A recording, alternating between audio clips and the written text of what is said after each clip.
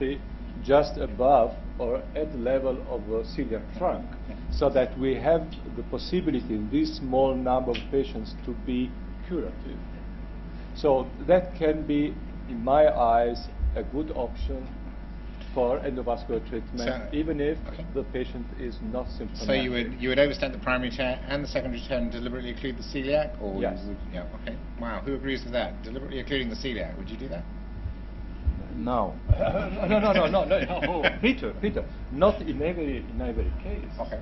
We have the possibility, we have good grafts with a bare stent below so that we can go down to the celiac. Okay. But I would cover the celiac trunk only if I'm sure through a selective angiography of SMA that I have a good collateralization to the celiac, a repairing of the celiac.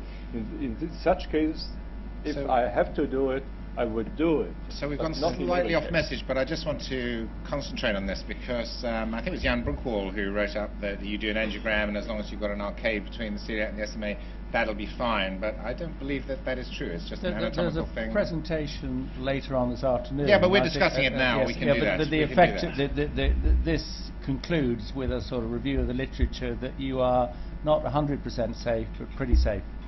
I remember that Mike Dake asked a question of everybody who is doing... Aaron Haslam, I'm the chairman. Sorry. Well, not 100%, but for the patient, nobody lives 90% of the time. We die 100%, we live 100%. I mean, I remember I was in Bintab, which is a county hospital where we have the gunfighters and the stabbers, and one guy, one of those who are evil Knievel, jumped from 500 feet into a bucket, and 95% of his body was in the bucket, but his head was on the edge. So he's supposed to be alive. 95% successful. Yeah, I mean, but you don't have randomized data to prove this. No, anyway, just but we haven't answered. So what is the evidence? What is the evidence that you do something? And is there a measurement early on? So do you believe that if your aneurysm presentation or your aorta presentation is 4 centimeters, it will always evolve? Do you believe that if you have a false limb diameter greater than 22 millimeters, that is a sign that you should be intervening?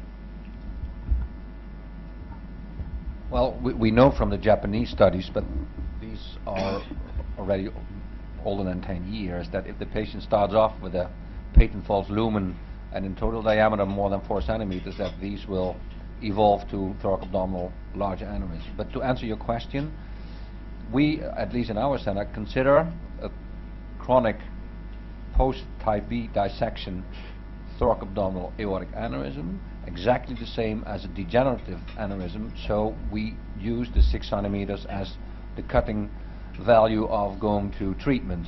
There's one huge difference.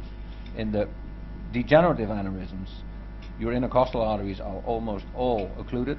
In the post-dissection patients, they are all patent, so your blood loss in open surgery is more significant, and you have other things to deal with to prevent paraplegia.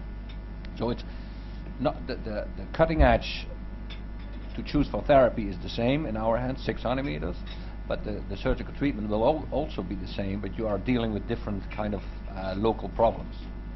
Haslam, do you agree with 6, or do you take it less than that? You know, in regard to the aortic dissection, they do rupture at a smaller diameter, and we have a plethora of cases where 4 centimeter rupture into the esophagus. And currently with the genetic testing, if they have TGF-beta 2, you have to operate on them even if they are 4 centimeter because they have a tendency to rupture. So, you know, it's up to the, I'm not against the 6, but in our brain where Dr. Crawford and DeBakey stuck it, imprinted it 5 centimeters. 5. Stephen? And I'd go for 6, but there's a special group of patients with chronic type B dissection that are the most worrying, and they're the patients with Marfan syndrome. And I think you've got to be very, very careful about just taking in size in account with Marfan patients, whether it's ascending aorta or descending aorta. And I recall the days when I was young and aggressive where I used to replace the whole Marfan descending aorta from the subclavian artery down both iliacs with a bifurcated graft, and they were